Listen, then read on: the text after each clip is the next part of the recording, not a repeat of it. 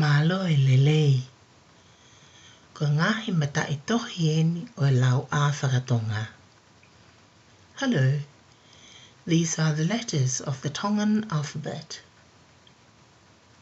A, E, Fa, Ha, I, Ka, La, Ma, Na, Nga, O, Pa, Sa, Ta, U, Va, Whakaua. Ko ngai mata I tohi e tāwhitu, kawa e wawele e nima, mo konsonanite e tahaua.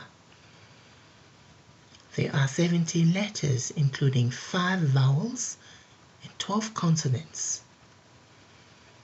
Ko ngahi wawele, the vowels. A, E, I, O, U. Ngahi konsonanite, the consonants. Fa, Ha, Ga, La, Ma, Na, Nga, Pa, Sa, Ta, Va, Whakaua. Whanongo lelei mai lewa ke puaki o mata I tohi takta. Listen carefully to the pronunciation of each letter. A, ata. E, efu. Fa, fala. Ha,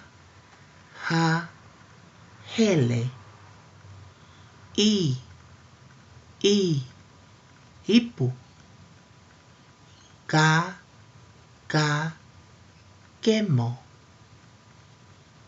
La, langi. Ma, motu. Na, nima. Nga, ngata. O, ongo. Pa, pepe. Sa, sila. Ta, tunu.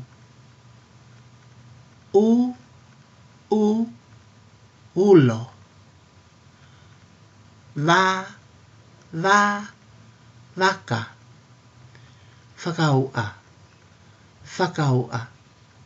ofa. A e fa ha, I ka la.